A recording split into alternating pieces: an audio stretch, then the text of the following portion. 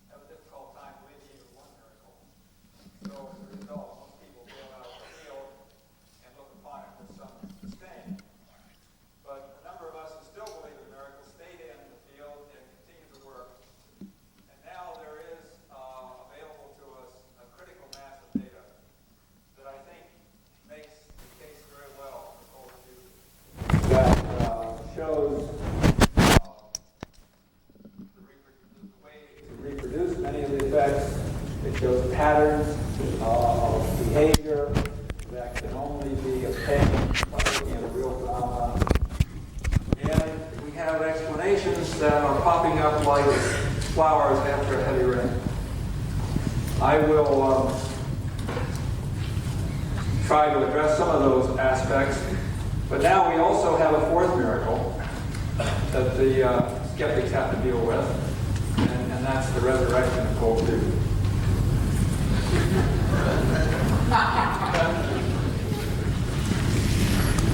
Well, 6 years ago, I need a rubber band. This has grown into a rather interesting plant. Please excuse the lack of leaves on this. Spring has not quite come yet for this plant. But it's growing very nicely. The main stem, I call initiation, is quite healthy. There are now 10 different ways of generating excess energy, maybe a couple more for generating other nuclear products in addition. The number of nuclear products is going up.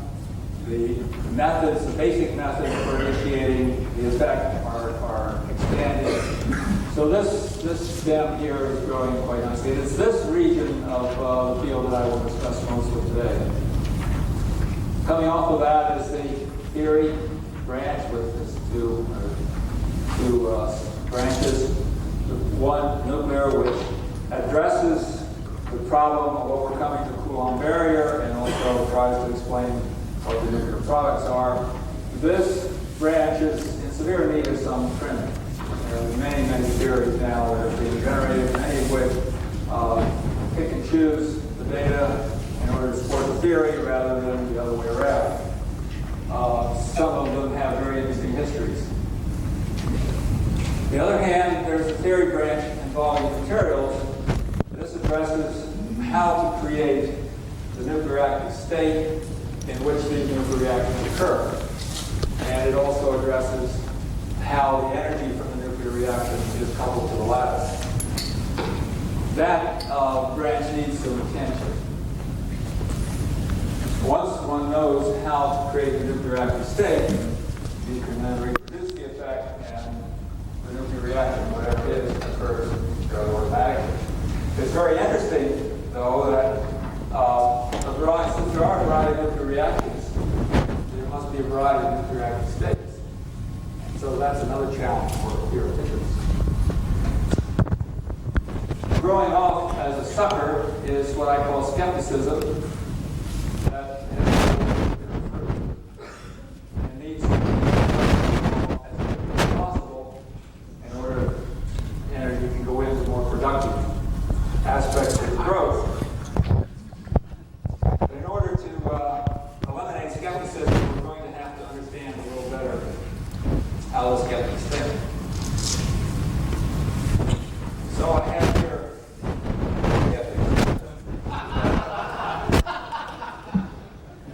observing the flying pig. I might point out that any relationship to people living or dead is purely coincidental.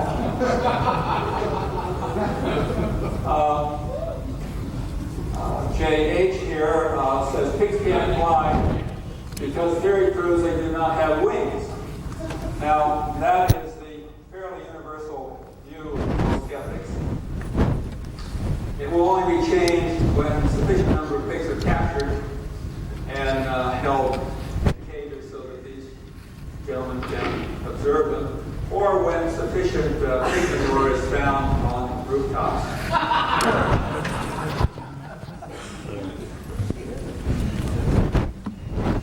SBA over here says no flying pig because I've never been able to make a pig fly. We can all sympathize with this viewpoint. I mean, we've all had reproducing perspective. And as various techniques for initiating the fact that reproducible become available, I think this will change very rapidly. And indeed, there's a paper that will be published in Fusion Technology this year sometime which gives a recipe to the Mallove effect. So this viewpoint will gradually die away. DM says it's not a flying pig because 3 out of 4 countries, 66% of pig owners do not have flying pigs. This viewpoint is slowly dying away as more pigs take to the air. And finally, GT says that this is a flying pig. My book will fail. Many people substitute reputations, funding, industry, so forth. This is the lament that results from progress of all kinds when you make their own choice as to which avenue to follow. People who were selling whale oil had this attitude when kerosene became available. And people who had kerosene stock said the same thing when light bulbs were invented. So it's a never-ending process. It's just too bad that it has to be so sad. Well, let's take a look at this airborne Wiener Schnitzel and see what it has to tell us.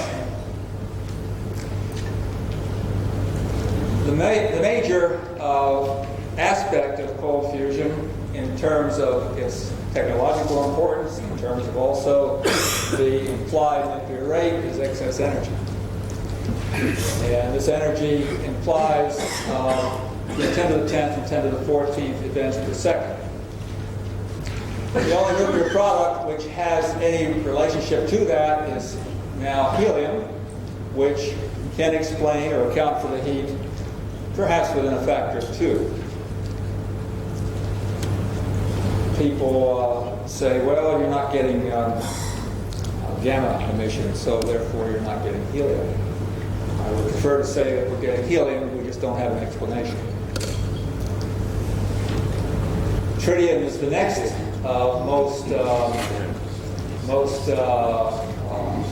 important nuclear product, with a rate of less than 10 to the 8th events per second, atoms per second being made. The tritium production rate is not sufficient to account for the heat, but it is far greater than the amount you can explain by any reasonable theory. People say, well, you're not getting 14 MeV neutrons, so therefore you don't have tritium. I prefer to say that we have tritium, but we don't have yet an explanation. I would submit that the same explanation applies to the production of helium and tritium. Now, it's this section that I will concentrate on today, but let's go on and look at the other aspects.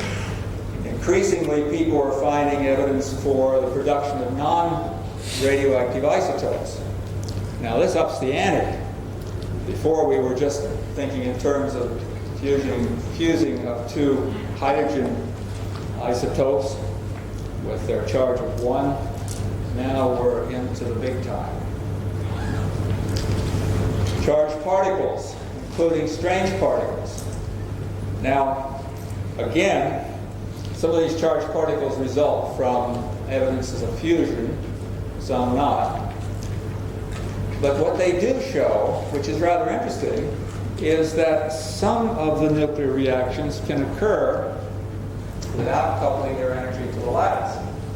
That was one of the miracles, that you had to be able to couple the nuclear energy to the lattice to explain some of the results. But if you're going to get charged particles with the energies that are seen, that energy is not going to the lattice. So we have a bit of a problem there. Also, there are strange particles being produced.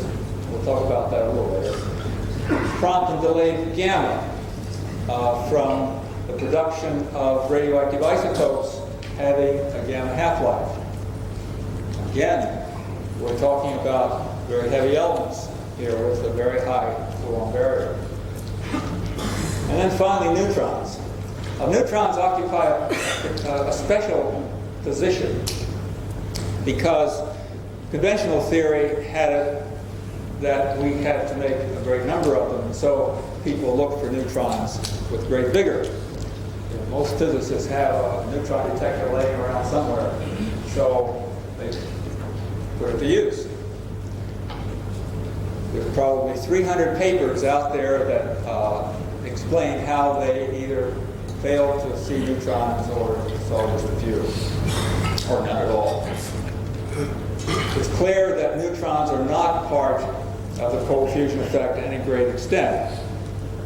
Now, this has a good side and a bad side. The good side is that we will not, when this becomes economic and we're starting making great amounts of energy, we will not have to defend ourselves against a lot of neutron emission. I mean, that's very desirable. But on the other hand, the bad side is that it's very difficult to convince anybody that anything's happening unless neutrons are coming out. And I might point out that the neutrons, the characteristics of the neutrons are, there's two kinds of neutrons. There's ones that come out maybe between 10 and 100 per second, and then there are bursts. This suggests to me that there's two different sources, two different production mechanisms, perhaps one of them being fractal fusion techniques. But at the same time, when you try to relate the neutrons to the excess energy, you see there's a tremendous disparity between the rates.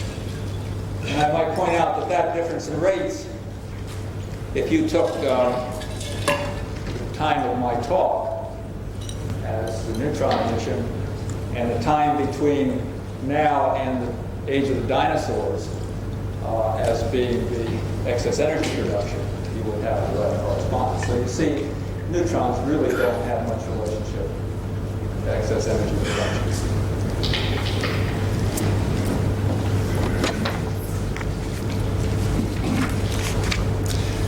Well, we're due for a name change.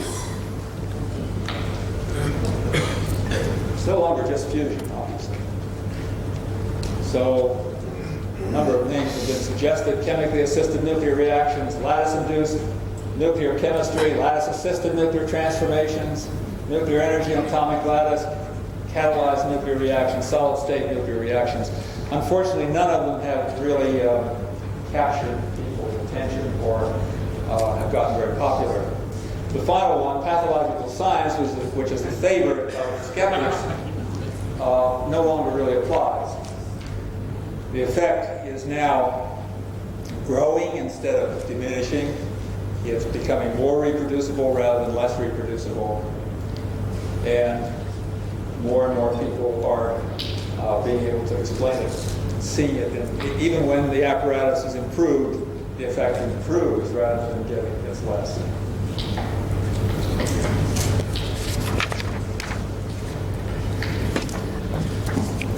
Well, let's concentrate first on the production of excess energy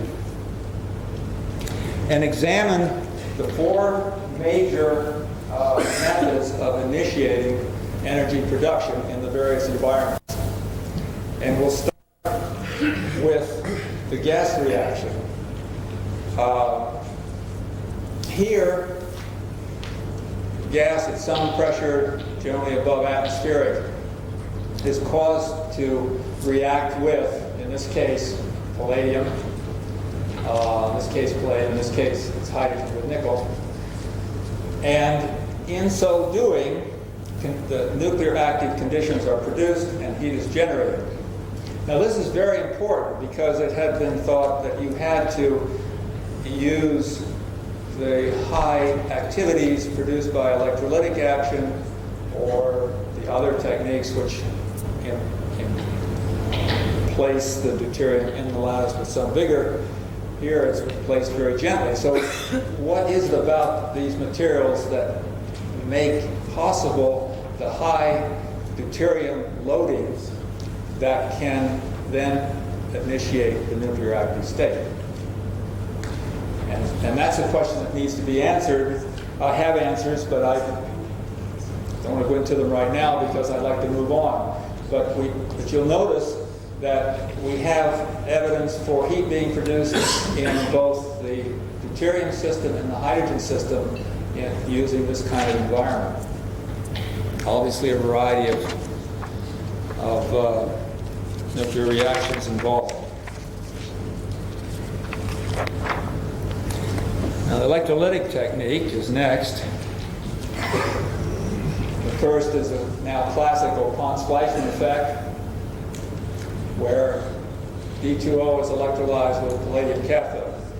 That effect has the largest database, the most robust data of any of the observations, and we'll concentrate on that a little later. We also have the Miles effect, where normal water is electrolyzed with a nickel cathode, making energy. This has a fairly reasonable database, although not as large as the D2O. And then there's a few examples of using fused salt to get the deuterium into the palladium. This is important because it demonstrates that it's possible to load the deuterium into the palladium and achieve a nuclear active state at very high temperatures.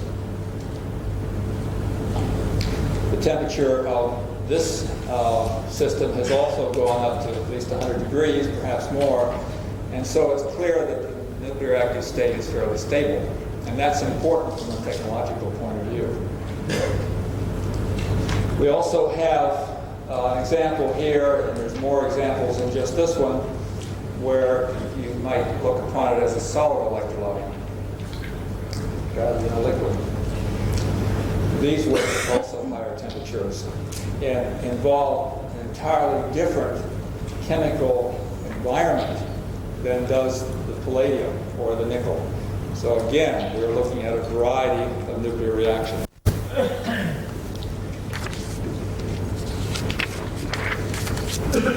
Finally, not finally, I guess one more to go after this one. This is number 3. The implantation techniques, the gas discharge techniques, where the gas is ionized by an applied voltage and caused to rain down upon the palladium electrode. The pressures are, ambient pressures are fairly low, and the loading is achieved by ion bombardment of the surface.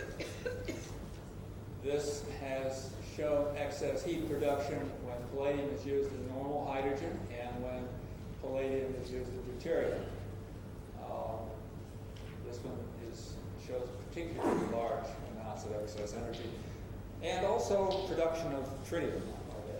So there's a variety of nuclear products that can occur along with the heat production.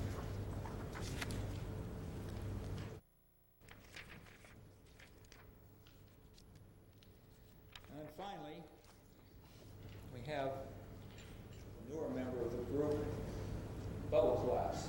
Here we are dealing with a loading reaction that is caused by a bubble created under acoustic conditions collapses against the metal. And in this case, the contents of the bubble, being a mixture of deuterium and oxygen, disassociated with water, is caused to be injected into the metal, where it then creates the nuclear active state.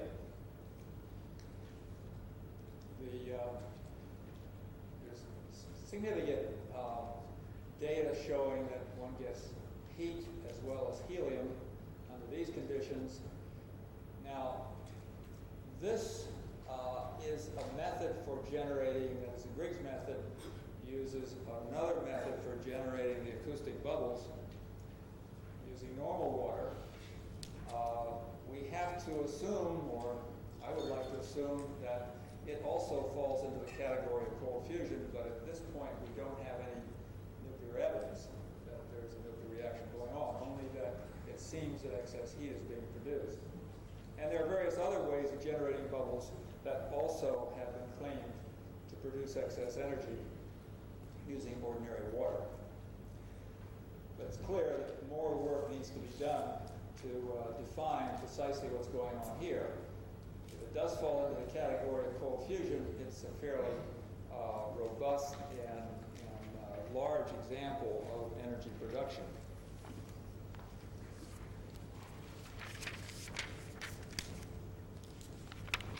Well, let's look a little more at the Pons-Fleischmann effect, since that's where the main database lies. The power range that has been reported in the literature runs from 15 milliwatts to 130 watts.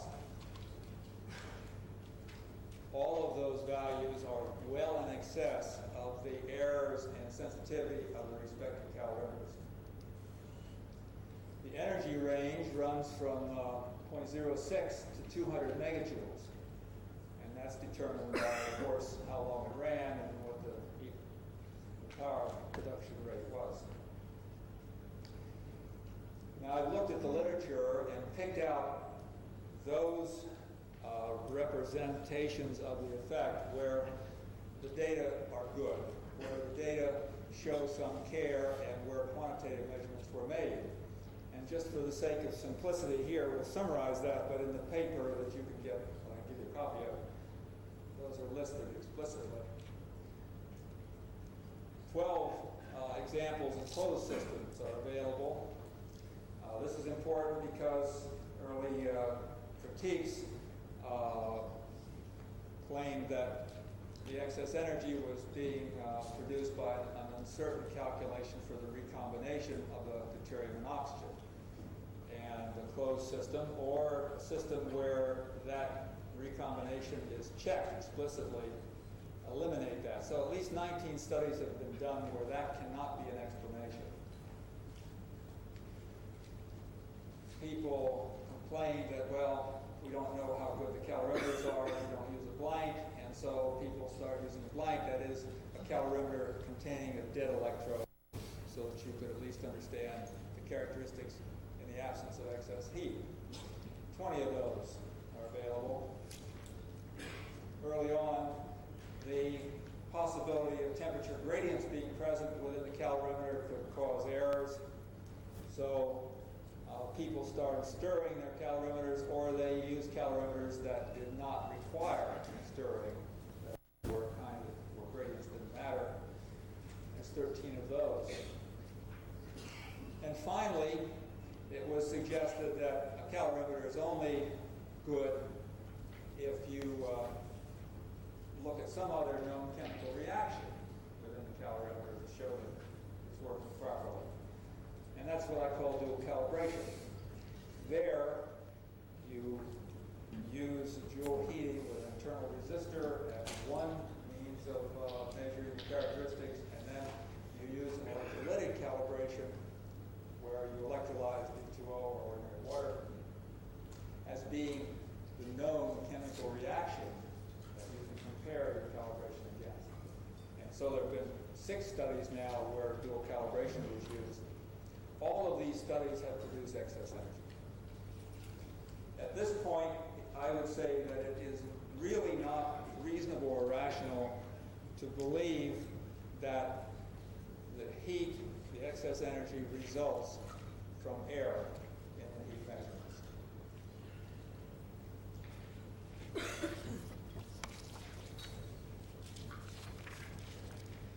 Now, in addition to being able to defend the heat in an absolute sense, another criteria of one's understanding of nature is whether you are able to see patterns between various data sets that show that you are in fact touching the same element.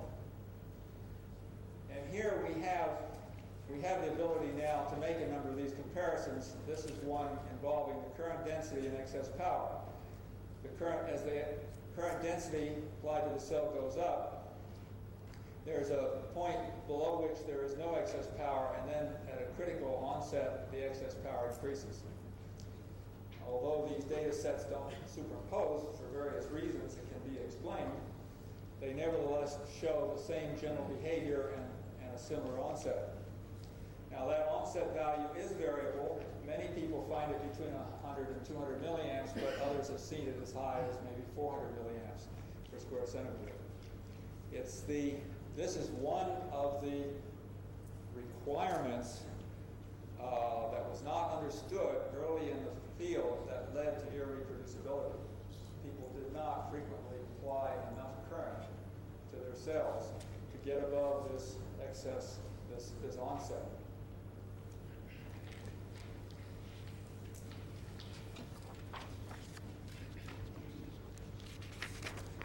The reason for that onset and that relationship has to do with the need to achieve a critical composition within the palladium that's required for the production, or one of the requirements for the production of the nuclear active state. And here you can see the relationship between excess power and the composition, the average composition. Now, it's very important to understand, all of these are averages. They are not the composition of the nuclear active state. And in this case, the composition was measured by measuring the resistance of the sample.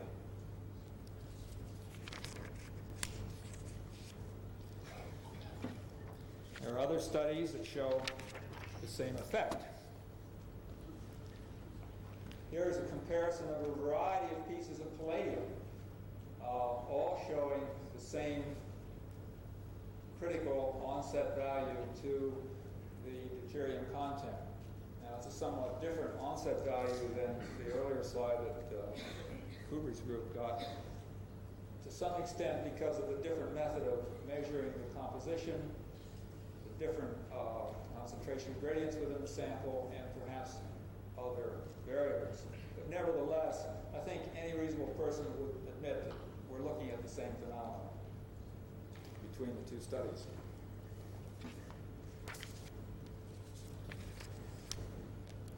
Well, what are the critical necessary conditions to make the Pons-Fleischmann effect work? Some of them are known, not all. The nature of the palladium is the single most important variable. Palladium that is off the shelf has maybe a 1 chance in 10 to 1 chance in 20 chance of working.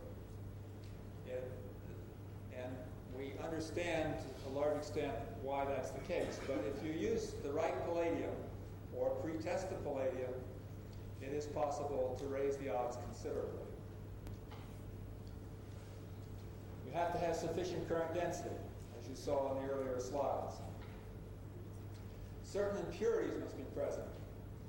Those must be present, or should be present on, some of them should be present on the surface, like aluminum or silicon that Kubri's group found to be beneficial in retaining the deuterium concentration. Some are desirable inside the palladium, like silver, which helps it retain its integrity. There may be many more. There's some indication that boron might be desirable. There's some indication that carbon may not be. Certain impurities must be absent. Any impurity that's on the surface that inhibits the flow of deuterium across the surface into the interior will, by necessity, cut down the composition. And that, of course, we know causes the nuclear active state not to form. Certain impurities must be absent in the interior as well. The absence of, and I might point out that these two were not known also, or appreciated, the importance was not appreciated early in the field. And many studies can be shown to have failed because of the presence of certain impurities which we now know to be disastrous. The absence of normal water in the electrolyte. Normal, if you have a 5% concentration of deuterium, of normal water in heavy water, that is concentrated to an exceeding extent in the palladium, so you might actually have 20% hydrogen in the palladium. So the effect is amplified, and it doesn't take much to add a little water by just sitting out in the atmosphere to heavy water. This is another reason why some of the early studies failed. Absence of uniform current density.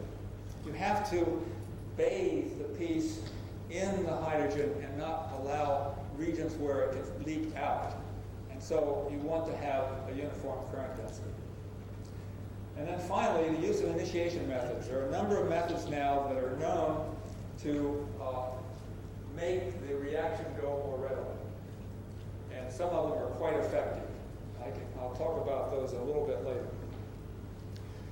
So if you use the right procedures and have just a modicum of luck still, you have a very high probability of success now.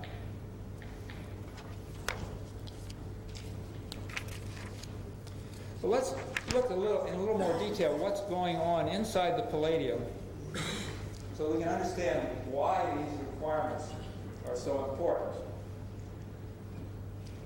In order to load palladium to a high concentration of deuterium, we are working with the leaky bucket problem.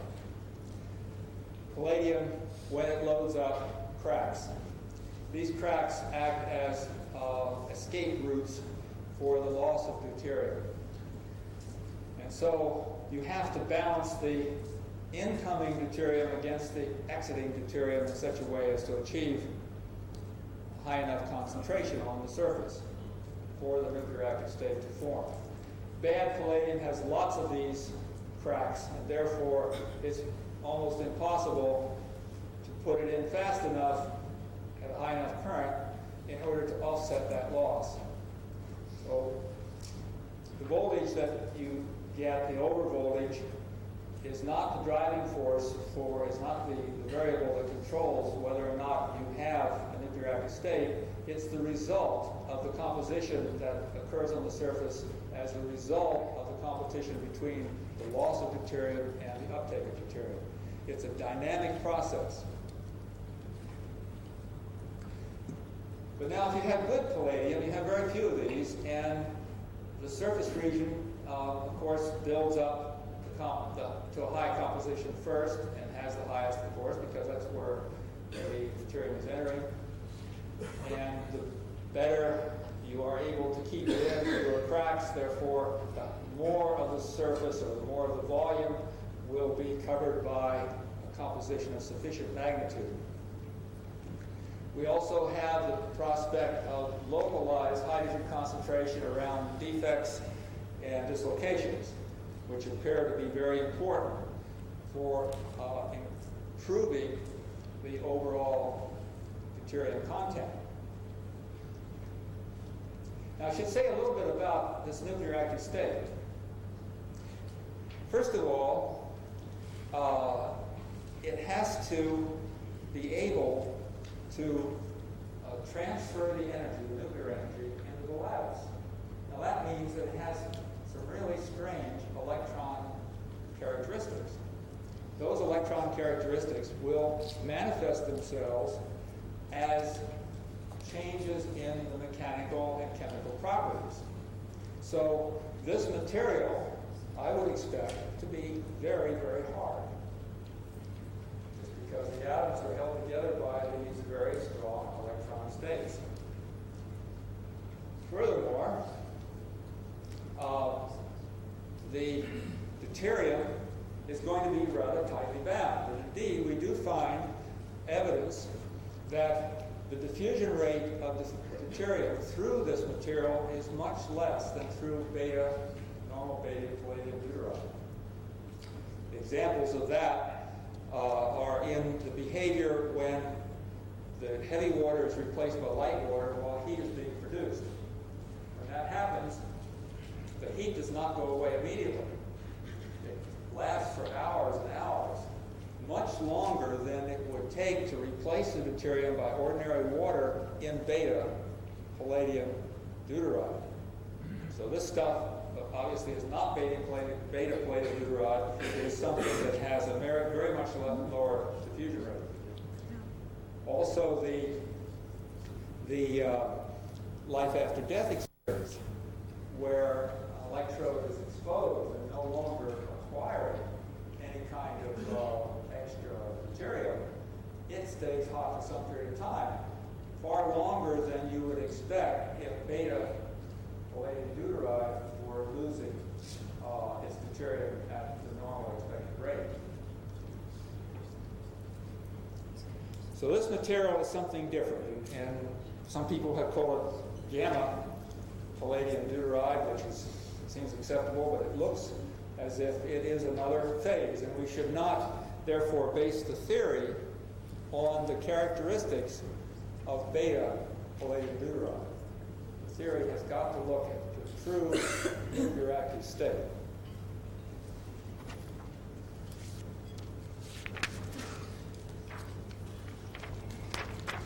Well, let's talk about helium.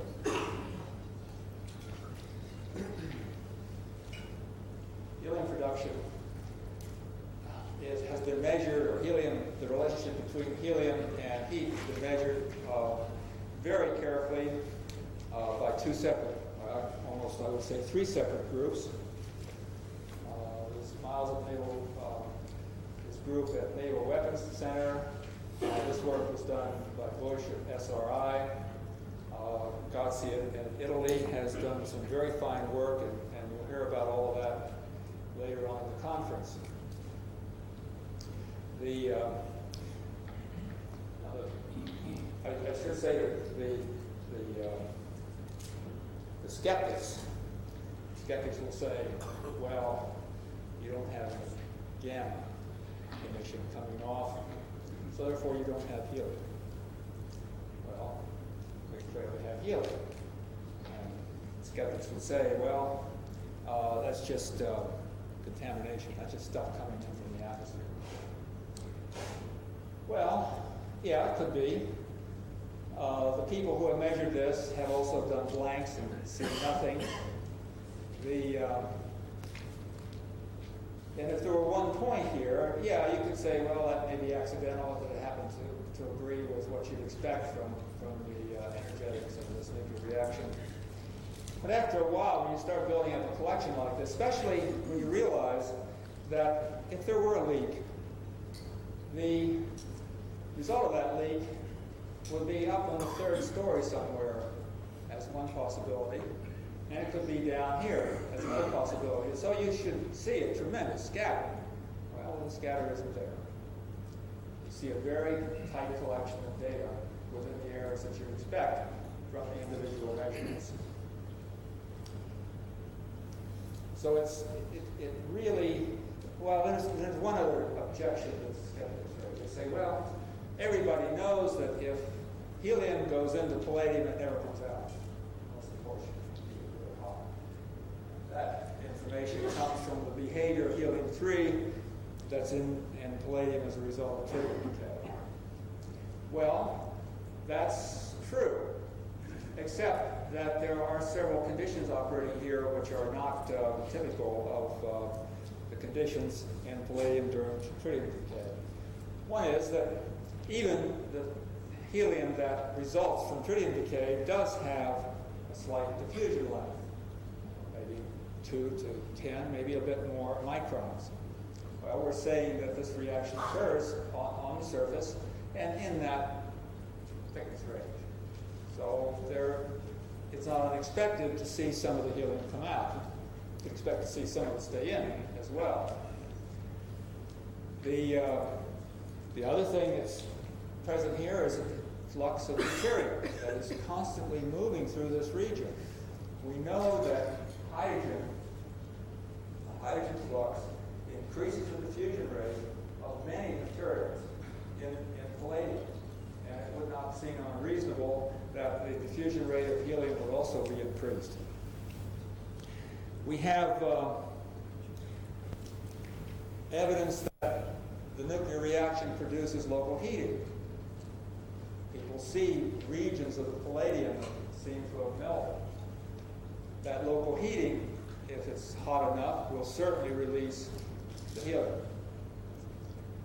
And then finally, we have the nature of this nuclear state. It is not made of palladium hydride, as the experience with tritium is, on which the experience with tritium is based, but it is the gamma form. We don't know the diffusion rate of helium through that. In the face of that ignorance, I can easily predict that. So we have a number of possibilities for explaining away why the helium is not retained by the palladium but appears in the gas.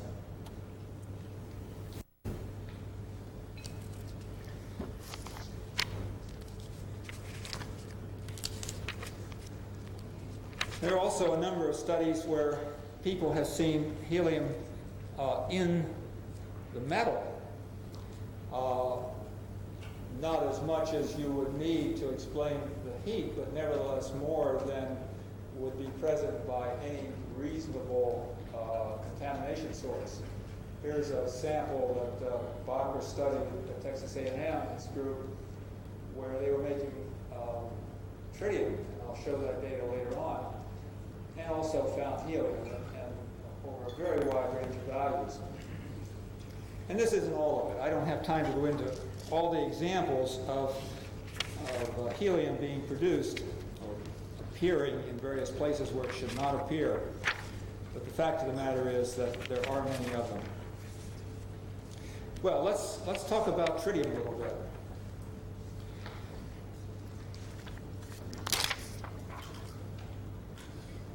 There are 6 ways that I know of making tritium.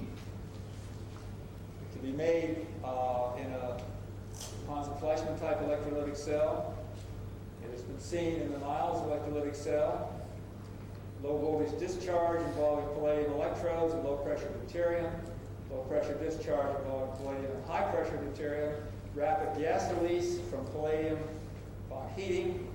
These 3, Tom Clater at Los Alamos have pioneered and studied.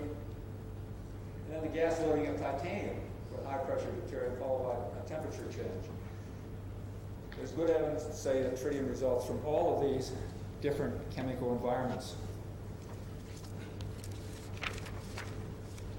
There's also more recent evidence to show that tritium can also result when nickel is loaded with hydrogen. Which raises the specter of still another difficult explanation.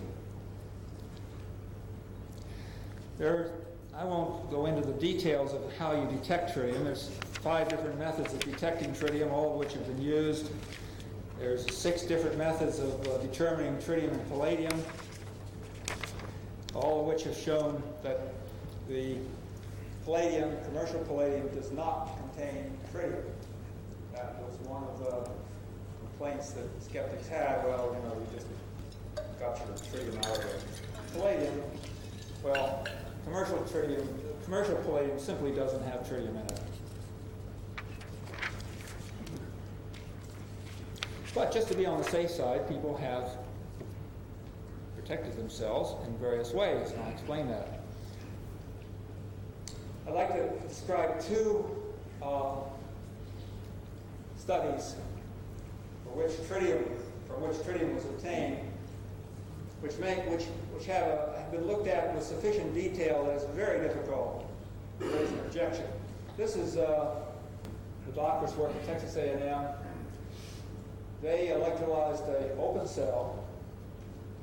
They had two cells working in series in the same room, side by side. That's the dead cell, shows these values here. But the other cell, at one point in time, started making tritium after a current increase.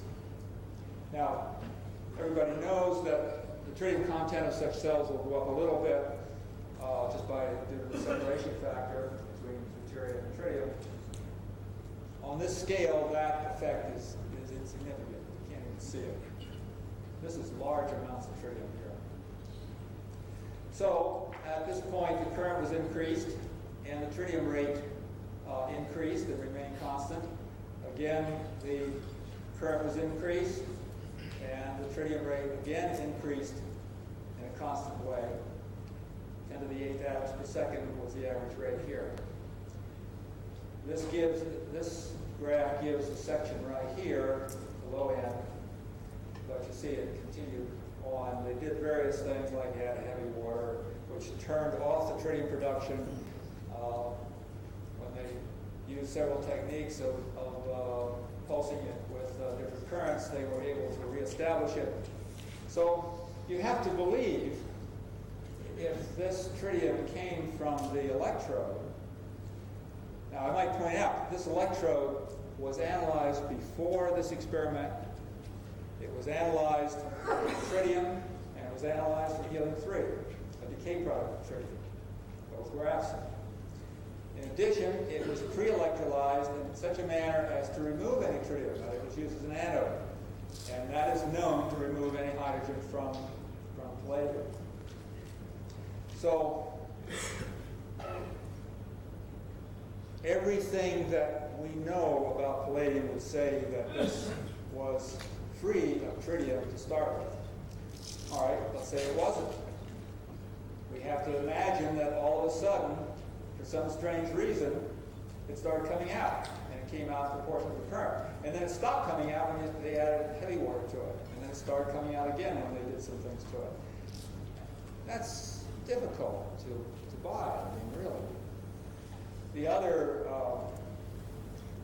possibility is that it came from the cell. Well, now here we have an even greater problem. This was an open cell, and it had leaks in it, allowing the gases to come out, and it allowed water to go in. And the water content of the cell was negative. So we know how fast water from the atmosphere would go into the cell, and therefore we know how fast tritium from the atmosphere would go into the cell. Well, if you make this calculation, you find out that in order to make this rate, the room would have to have in it about 20 microcurries per cubic meter of tritium in order to do that, to get it through the hole. The evacuation alarms go off at Los Alamos at that level.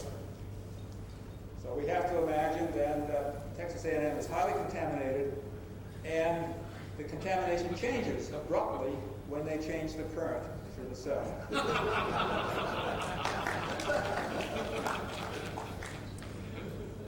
So I can say we're all sympathetic to my conclusion.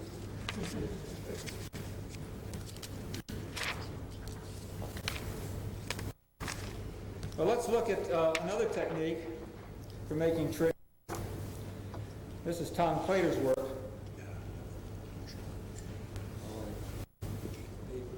Okay. Tom Claytor has explored 3 different methods of making tritium, and these are all done involving deuterium gas in sealed cells. These cells are made of stainless steel. They are certified to be tritium tight by using all of the criteria that is used at Los Alamos for handling tritium. There's no way that tritium can get into them from the outside world, even if they were bathed in the stuff. Here's an example where they had, this one here, they had a piece of palladium that they loaded with deuterium and then passed a current through it, causing it to warm up. And as it warmed up, gas was released, some of it being tritium. And this is in a closed loop. They're measuring the tritium concentration continuously with a ionization gauge.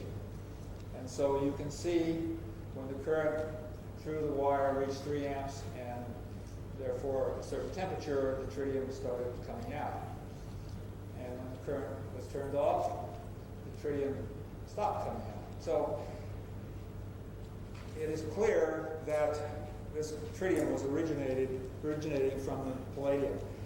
This palladium is analyzed beforehand for tritium. There's a variety of samples. It's clear also that the nature of the palladium, once again, is a determining factor in the production of this nuclear product as well as heat.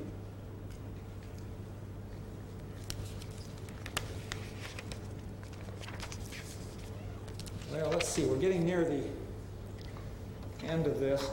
I propose that I will tack my conclusions up on the bulletin board and be there to talk about those later on.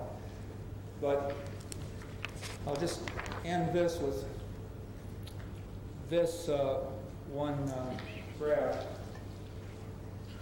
Now, I've listed here several important contributions or experiences. I don't want to feel that anybody is left off of this list. There's a lot more than what I put on here. And many of them are quite significant. But I do this for the sake of argument and for the sake of stimulating some discussion. First of all, the influence of RF fields that Letts has found.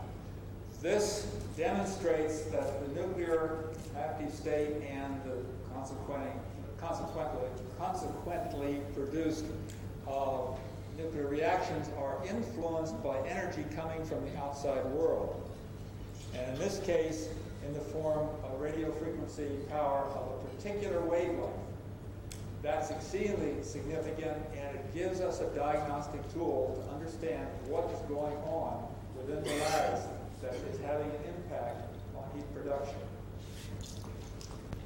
The influence of microcrystals, the Errata work, where palladium black, very finely divided palladium, was loaded with deuterium at modest pressures and found to produce excess energy.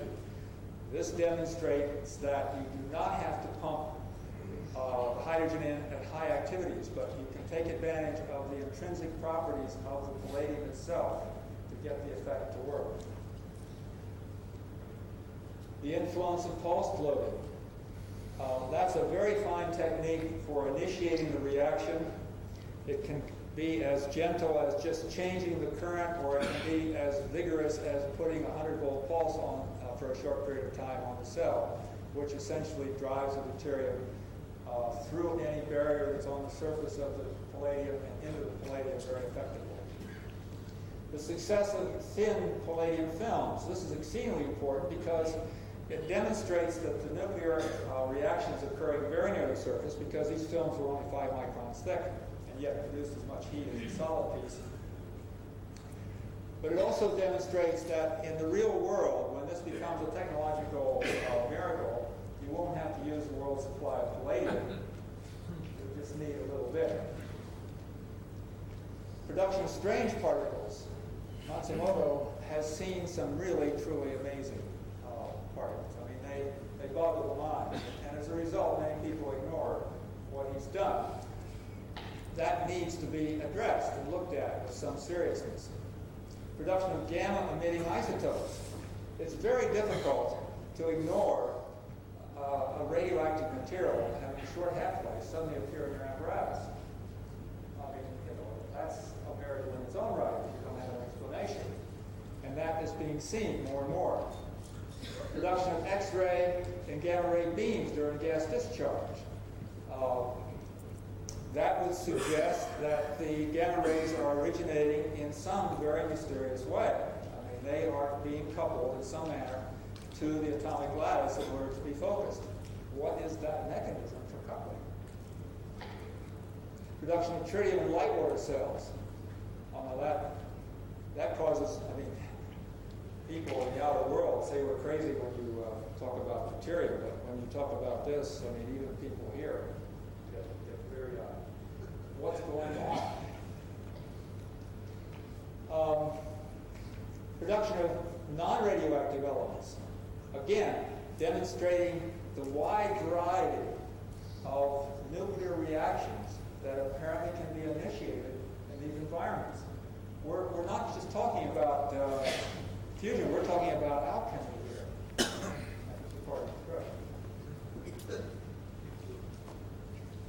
Production of charged particles. Again, showing that these nuclear reactions can occur without coupling their energy to the lattice. This says that the mechanism for overcoming the Coulomb barrier and the mechanism for coupling that energy to the lattice are separate and independent of one another. That's an important concept.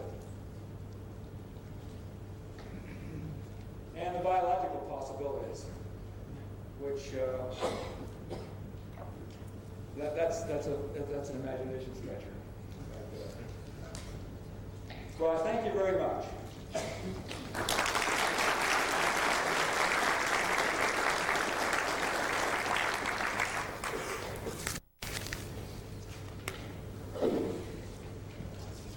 Well, Ed, thank you very much for starting us off in this way. Since you have offered to make yourself available for discussion at the board or outside, I would suggest we go straight on with the program, because I also believe that many of the points which Ed Storms has made in his opening talk will be a recurring theme as we go through this program. So with that, may I ask, hand the chair over to Dr. Keiji Kunimatsu first, and you second. All right, Bob Huggins and Keiji Kunimatsu are going to chair this next session.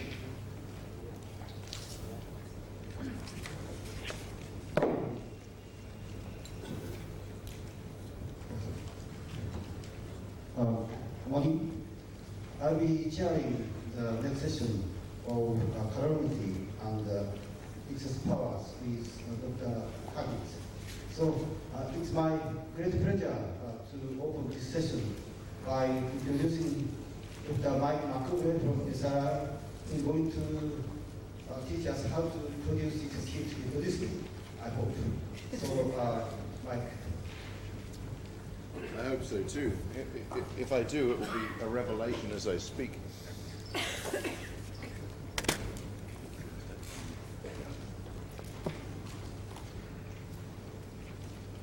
Well, good morning. This is either very early morning for me or very late, I'm not sure which. If I sag here at the podium, just make some noise and wake me up. Today I want to talk about three things which are not necessarily reflected either in the title or in my abstract, but they're three things that I think are important. First thing I wanted to do was sound a warning, and I want to go on and give some advice on the reproducible attainment of loading, which is a theme that Ed Storms introduced. And then I want to present some interesting results, new results, which suggest another parameter which is associated with the reproducibility conditions for excess heat production.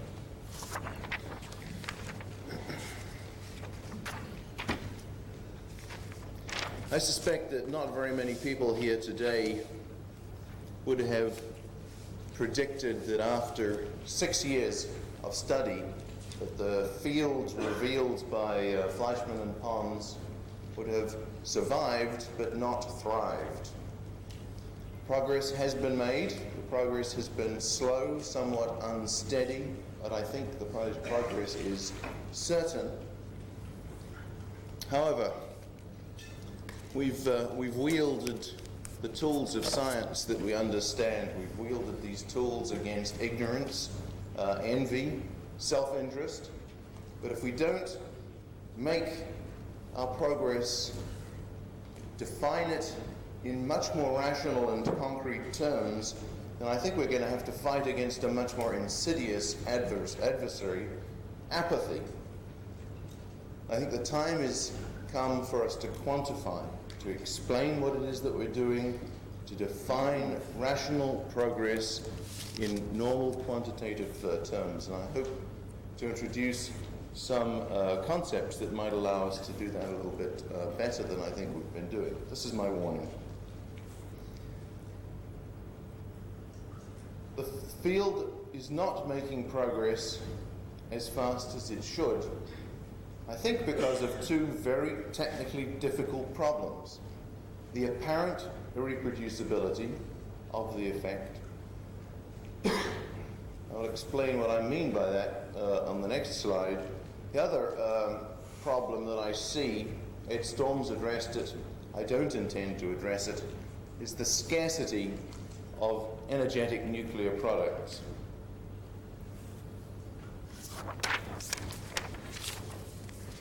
First of all, irreproducibility. This is a very loosely used criticism.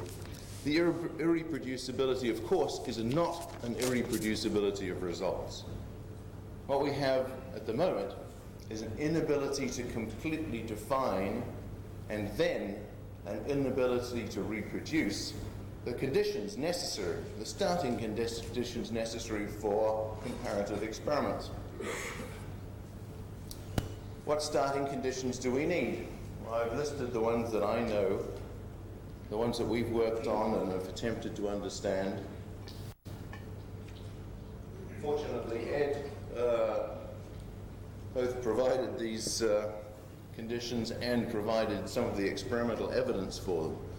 First of all, loading. We suspected at the outset that the deuterium loading would be important, and everything I've got to say today has to do with the deuterium-palladium system and excess heat production from that system.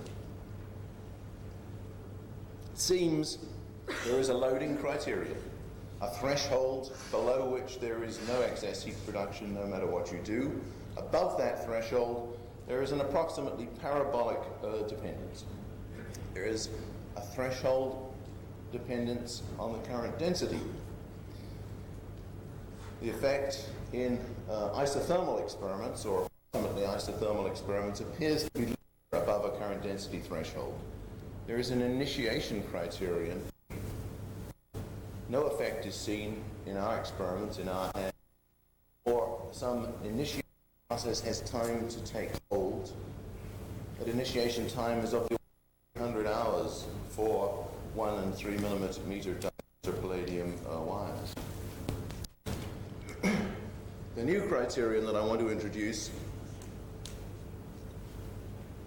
is one of flux. Not only do you need the loading, you need to maintain a flux of deuterons through the interface at a time when the high loading is maintained. I have some experimental evidence to support this. We all go into the dark. Peter Hagelstein will speak of a theory which predicts this type of dependence.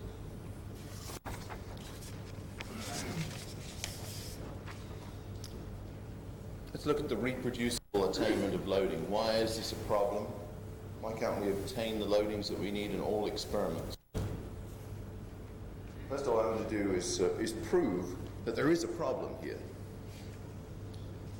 I also am going to suggest that there might be a solution or a vector towards a solution.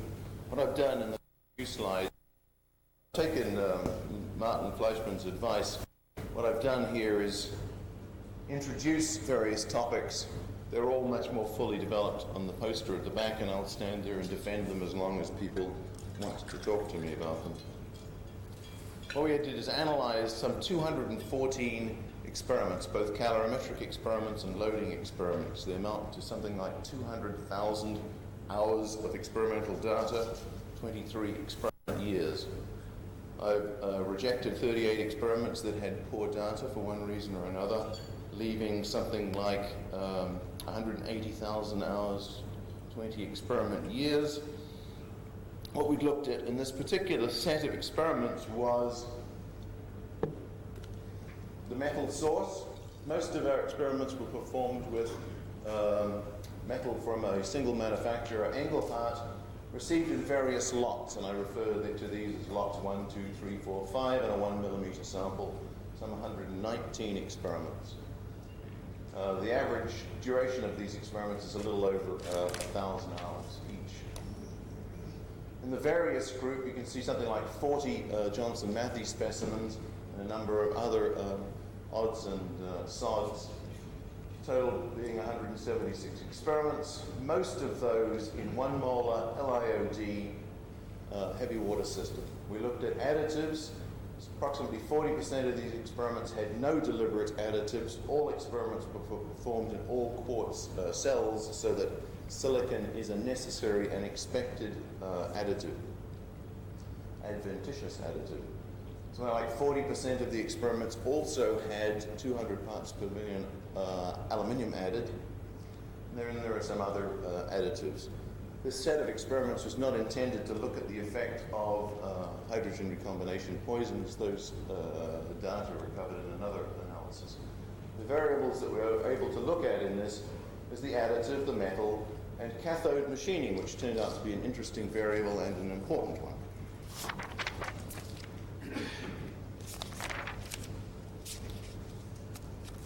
I'm not a statistician. What I was trying to do was to develop a procedure which would teach me something. What you first see, we divided this set of experiments up into approximately equal groups, 12 of them. You can see that there is a problem here. There's a group of 14 experiments that load to 0.739 DO/BD. There's an equal number loads to apparently greater than 1. And there's a very great diversity in the loading response from nominally identical experiments. We look at this as a histogram to try and get some sort of sense for what the variables are that are important to us. There are many more of these histograms in the poster at the back. Sorry, I haven't had my coffee yet. The variable of the metal type is the one that I first want to focus attention on and make sure that everybody understands that different lots of metal from the same manufacturer, nominally identical, will have a very different profile of loading characteristic and performance. The first lot of material we had from Engelhardt Lot 1, 32 samples. I've divided this up into quartiles. 53% of the specimens loaded into the first quartile, you'd expect 25%. 78% of the samples loaded into the first or second quartile, where you'd expect 50%. We look at this blue pattern, there's something like a Gaussian or skewed distribution here, with loading at the low range, but the distribution has moved towards the high end, and this is a material that we want to have, we want to deal with. Whatever it's got, we like it and we want more of it. We have no more of it. The second lot that we got from Engelhardt has a slightly different distribution. Peaks a little lower, but it still loads better than average.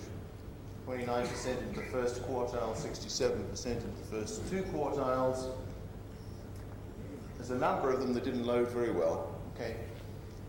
Engelhardt Lot 3, it's worse. So that as we got successive lots from the same manufacturer, whatever desirable character that material had, there was less of it, or whatever undesirable character it had, there was more of it. What we need to do is find out what that character is.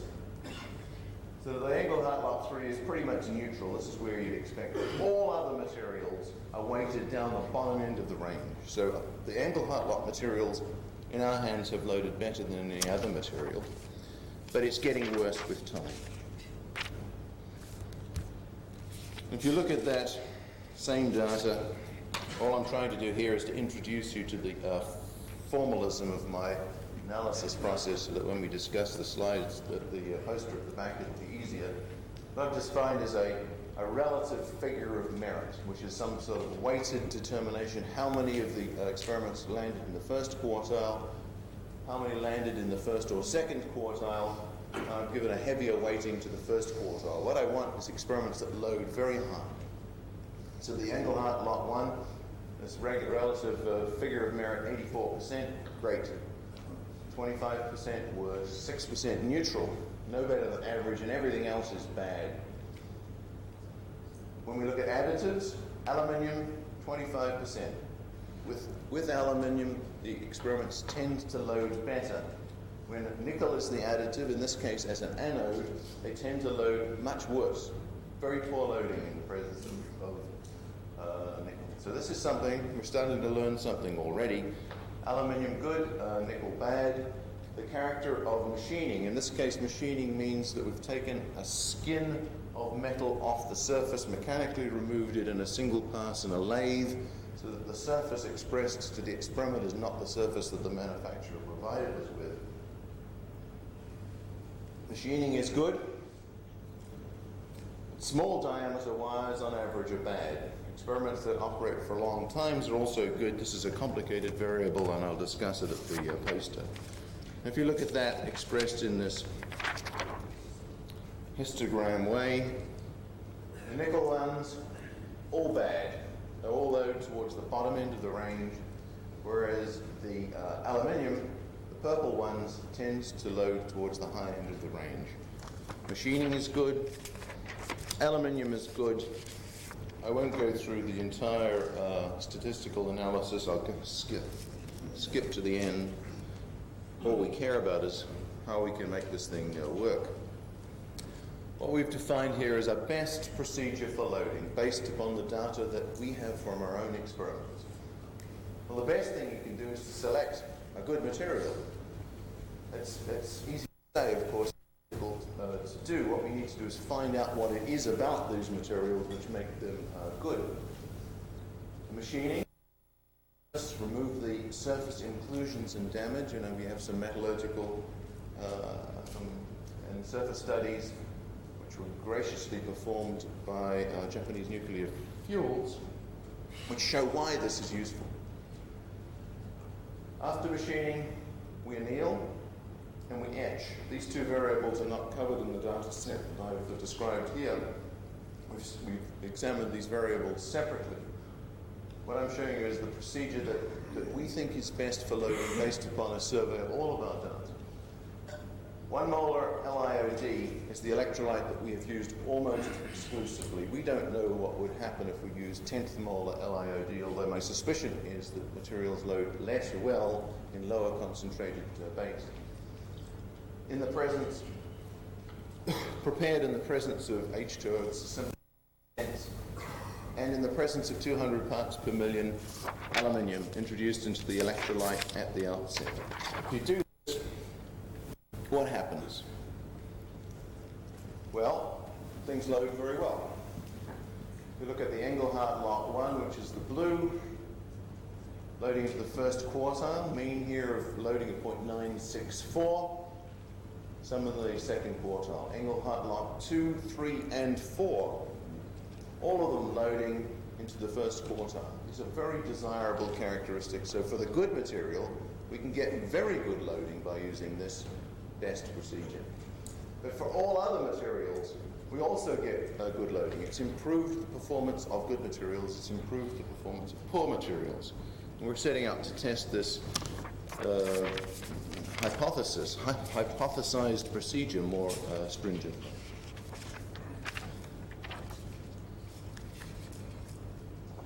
There is one question here is it the aluminium or is it the machining? And if so, why should these parameters help? This is the statistics from the set 1 to 5. This is employing all of our procedures. Aluminium, machining. We get these very good relative figure of merits as I showed you on the previous histograms. If you don't employ aluminium, you get only a little improvement for the lot 1, some improvement for the other Engelhardts, no improvement for all other materials. And if you don't employ machining for Engelhardt's lot 2 to 4, you don't get any benefit. The benefit that we achieve is synergistic. The greatest benefit that we achieve in loading is the machining in the presence of aluminium. You need to do both of those things in order to get great improvements. So the conclusion from this little part of the talk is high loading is achievable. There's a metallurgical or mechanical parameter which strongly influences the maximum loading. It's a hidden variable. It's a variable that we will have to understand better. But we can do something about it. By taking off the outer surface and using aluminium additives, we can improve the loading for a good material, we can improve the loading for all other palladium samples, and tighten the distribution. So we can at least work with experiments that start more reproducibly and examine how that they proceed from there. We want to know what the hidden variables are and try and understand the synergism. I don't have time to discuss the metallurgical studies, but you can get the gist of what the poster says from this slide. This is the Engelhardt 3 material as received. It has inclusions, it has mechanical damage, it has all of the defects that Ed Storms described as being deleterious to loading. Deleterious because they prevent the ingress, they exacerbate the egress of deuterium, and there are chemical species included in these inclusions which dissolve and reprecipitate and affect the electrochemical interface. So you're very much at the hands of these inclusions, and the machining, I believe, simply takes away the region of worst effect, which is the outer surface. When machined and annealed as we do,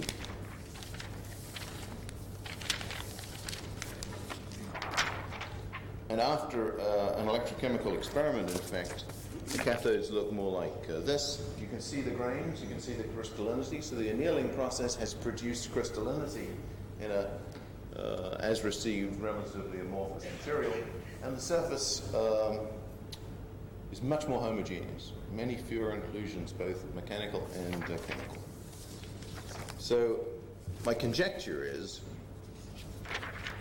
that the procedures that we've described simply remove a large amount of heterogeneity which prevents the attainment of high loading in a relatively easily understood way.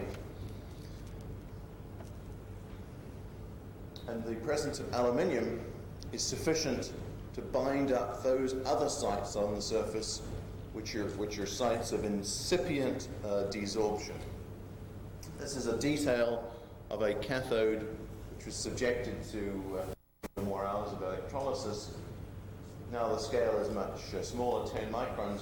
You can see that the surface is by no means homogeneous, and yet this cathode loaded to 0.95. So the degree of homogeneity that you need to achieve is by no means perfect. You just have to make it better than it comes from the manufacturer.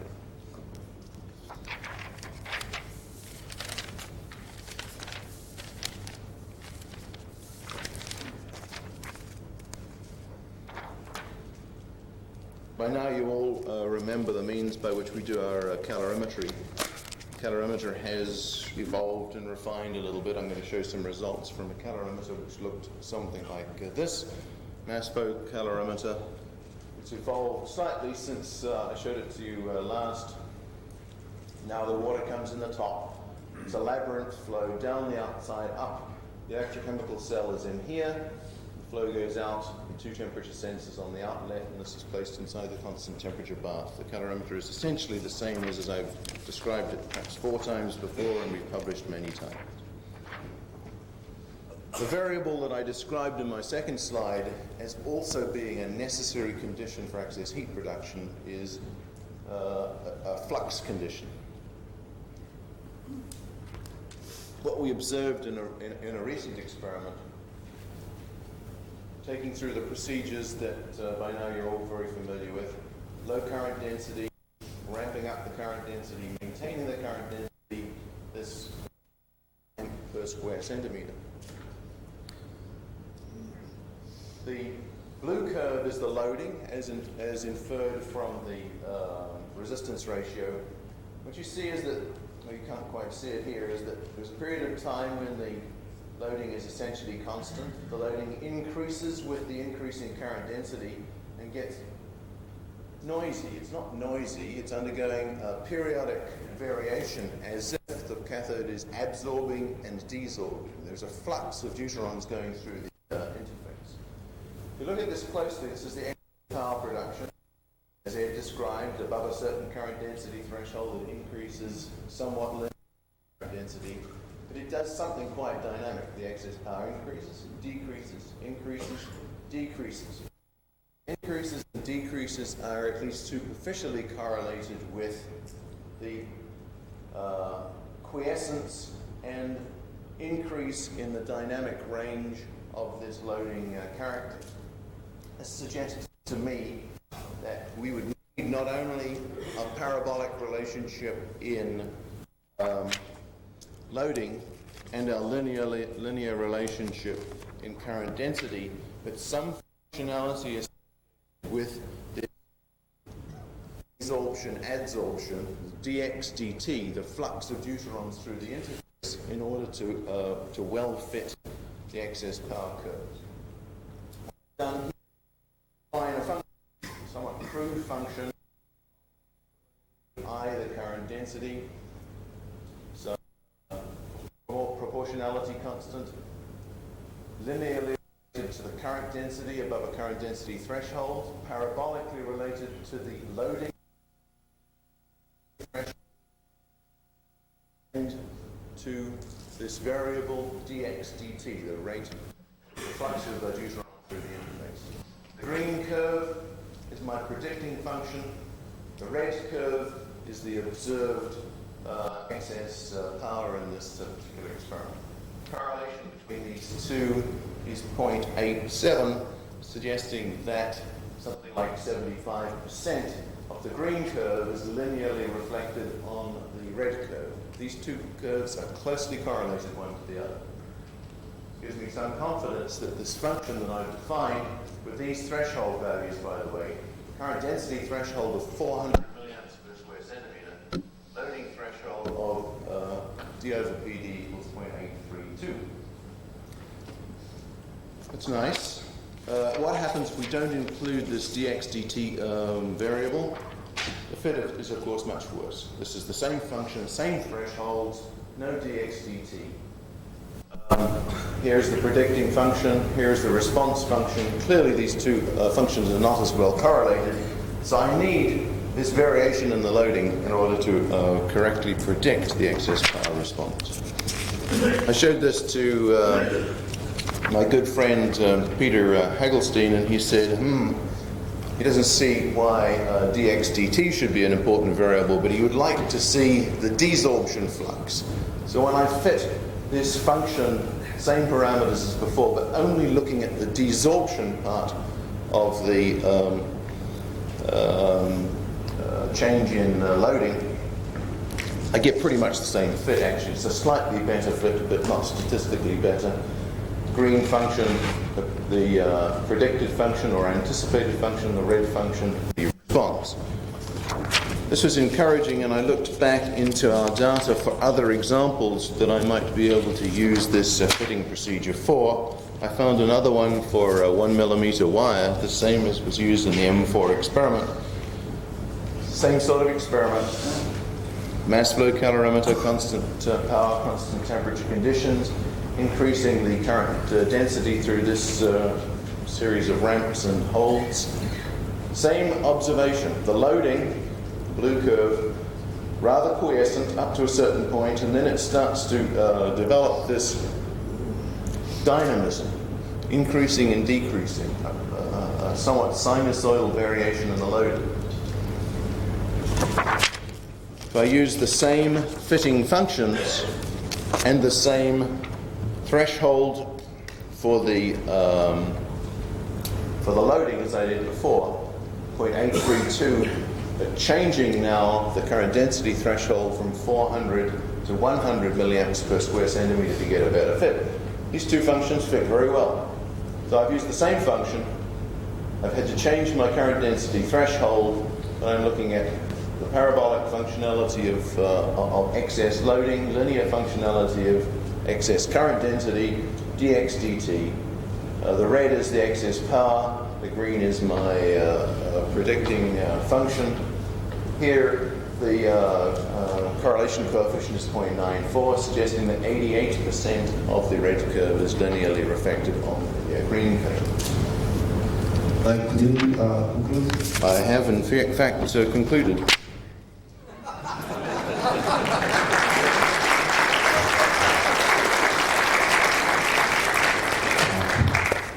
Thank you very much. I made a comment at the very best moment.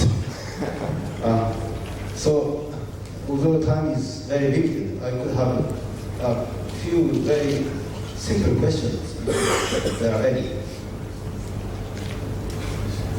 Did all Engelhard samples arrive at the same time? No. They were bought in successive lots. The first one we took delivery of 30 feet of 3mm wire, which enabled us to work for a very long time. And when we ran out of that, we went and purchased the second lot, probably purchased 2 years after the first. Then it would seem to be important to repeat the experiments with the first lot at a later date to try to get a correlation between the second lot. That would be valuable indeed if the material had not been consumed in the experiments that we did. Well, I'm afraid time is very limited, and so I will be at the post. Probably more questions could be done at the break time or poster session. So I'm sorry to interrupt, but thank you very much.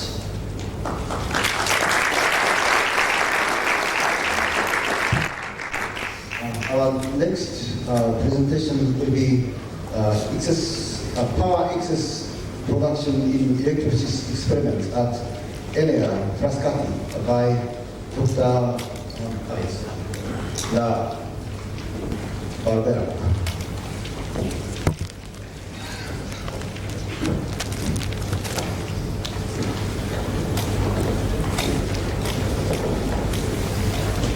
Thank you, Chairman. Good morning.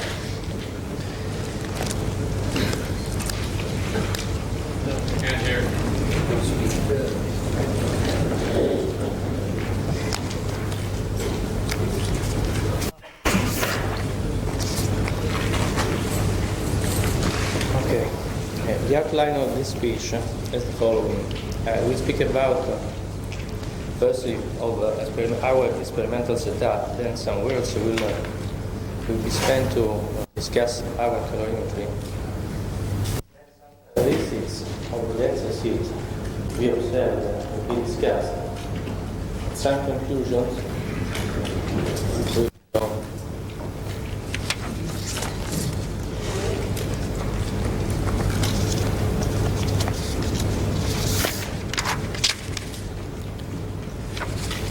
Concerning our experimental setup, we perform electrolysis of heavy water with open cells.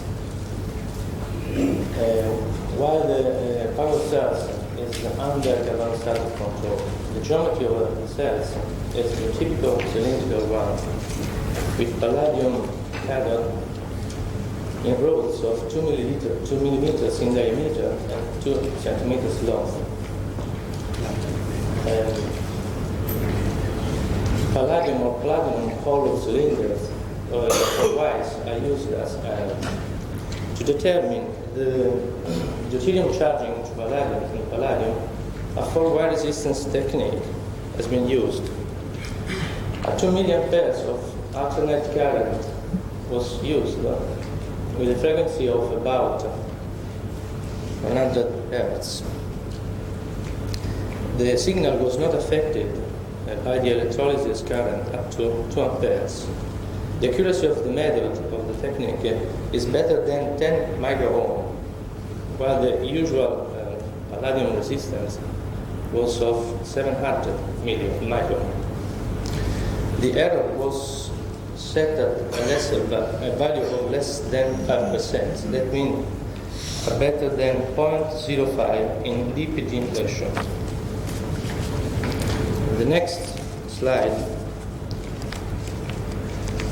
a simplified design of the cell as shown.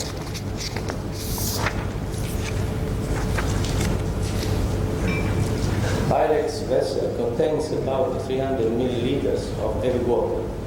The electrolyte used was lithium dioxide. The concentration was varied during the experiment from 0.1 to 0.6 molar. The electrodes were placed at the center of the cell, and to extract the heat generated, a glass coil was used. The gases escape the Teflon cover and are collected in a system to be measured. Such a measure is necessary to determine the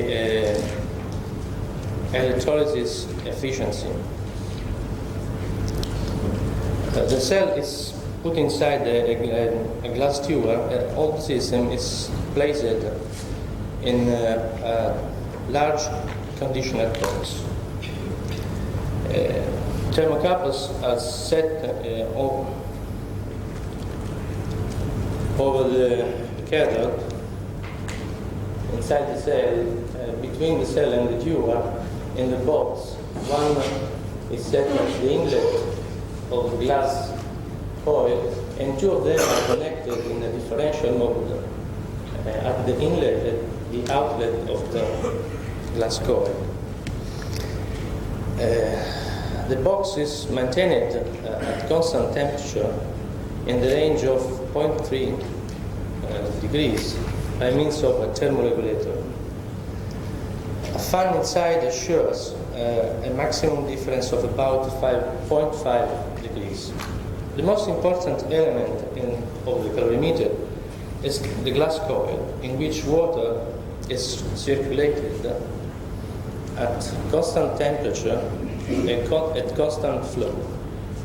The flow is maintained at a constant value by having the water circulated by free fall from an upper container to a lower one.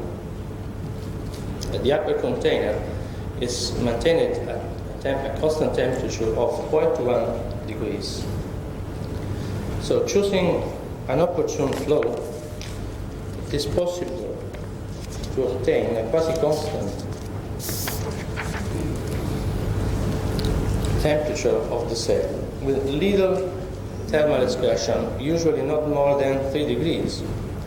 In such a way, it is possible to observe a linear behavior in the power range up to 30 milliwatts with a maximum error of about 1 milliwatt, 100 milliwatt. The high sensitivity is obtained by means of the differential setup of the two thermocouples. A great deal of work has been done to map the thermal characteristics of the calorimeter, and a very accurate thermal simulation of the experiment has been obtained by means of a finite elements method. Moreover, studying the source heat position inside the cell along the axis, central axis, it has been verified that the glass coil gets an integrated value of the heat produced. That means, from a practical point of view, that the heat source position does not affect the calorimeter. Calibrations have been made in the temperature range of between 20 degrees to 50 degrees with solutions at different concentration and different volume. In the next slide, the results of 5 experiments are shown.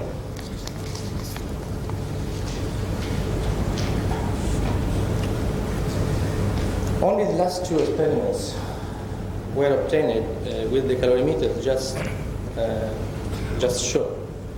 That were the only 2 experiments over 8 that we performed.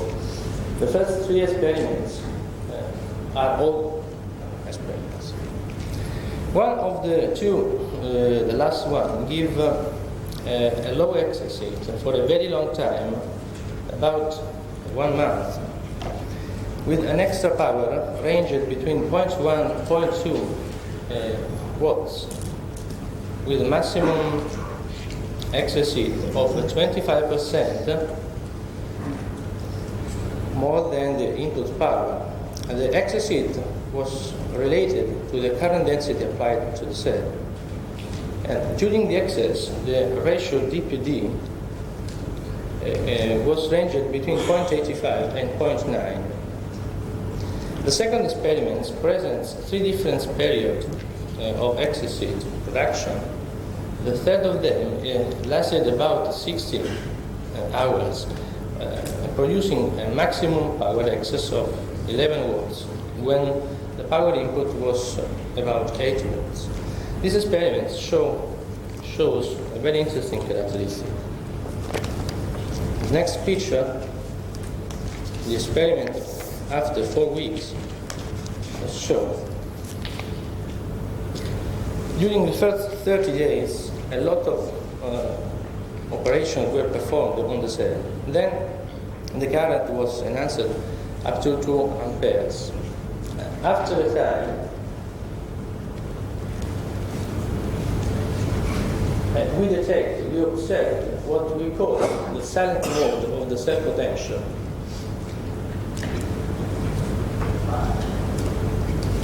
And a little slowly increasing excess heat was noticed. After 2 days, water was added, setting the excess heat at a 0 value. In any case, the potential mode was not affected. During the following 5 days, the excess heat increased up to 700, about 700 milligrams. Then the addition of the solution switched off the excess heat and set again the usual noisy mode of the cell potential. After 6 days, a polarity inversion was performed, and 2 days after, again the silent mode was observed. In the next picture, I will show transition of from the noisy to the silent mode of the cell potential. Every point is taken every 90 seconds. So, after that event, again, excess heat was detected. 1 day after, an oscilloscope was connected to the cell to verify if some kinds of electric power were coming into the system. The answer was negative, but an accidental short circuit for a time less than 10 seconds was produced, affecting the feature of the excess heat. In any case, the silent mode was not affected. The excess heat increased up 11 volts, then water was added. The cell potential jumped at a value out of the scale, at 13 volts. And the excess heat was dramatically reduced at about 500 millivolts. After a time, the cell potential jumped again at a higher value of 26 volts. When the cell was switched off, the only part of the anode was present. So this kind of transition from the noisy to silent mode of the cell potential has been observed only this time. But on the other hand, if you observe all the results, it seems that never you observe the same thing. Sometimes, for example, you obtain excess heat after a few hours, sometimes after weeks. Sometimes very low excess heat, sometimes very high excess heat percentage. the exercise lasts a few hours or months. So that seems a puzzle. The power production characteristics are very variable and erratic from time to time. But in any case, even if the transition was observed only one time, when you detect excess heat, almost always you observe that the voltage becomes small.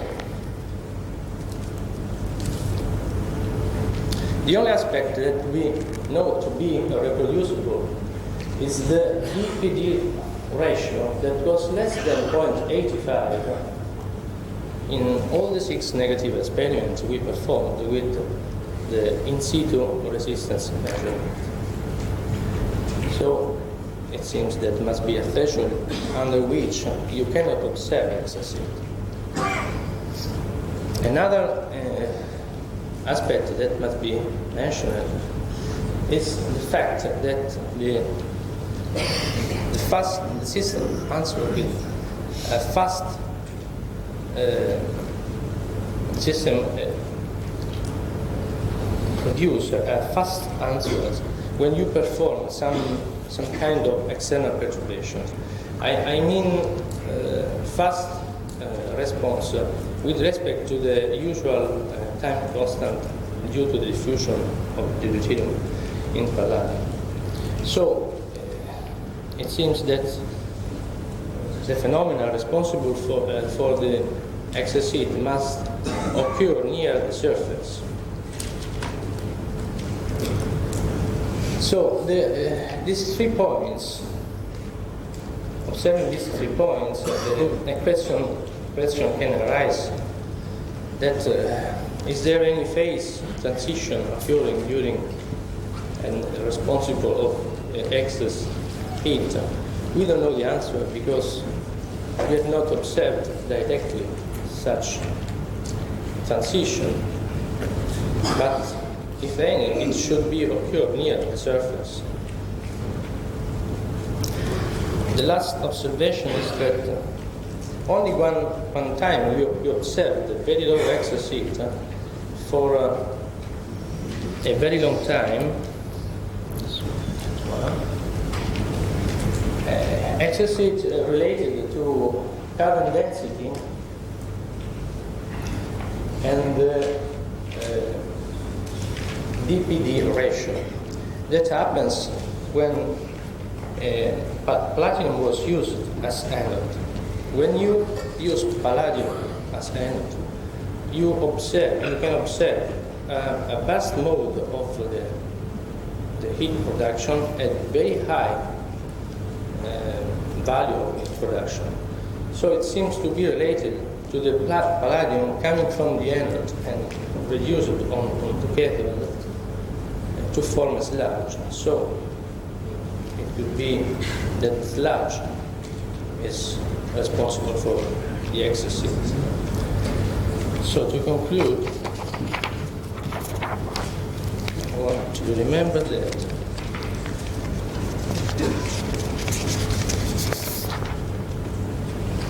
a reliable calorimetry has been performed, and even in this campaign, experimental campaign, the excess heat production has been confirmed.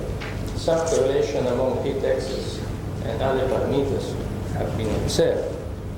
And the only negative aspect is that the lack of reproducibility that we observe. So the first aim of our future work will be to obtain a best reproducibility, while a second aim will be to detect the helium 4 during the excess heat. Actually, we are ready to start with such a measure because we set up an high resolution mass spectrometer,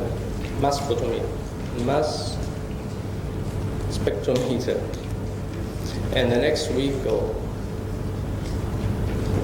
we will start with the calibrations. So that's all. Thank you for your attention.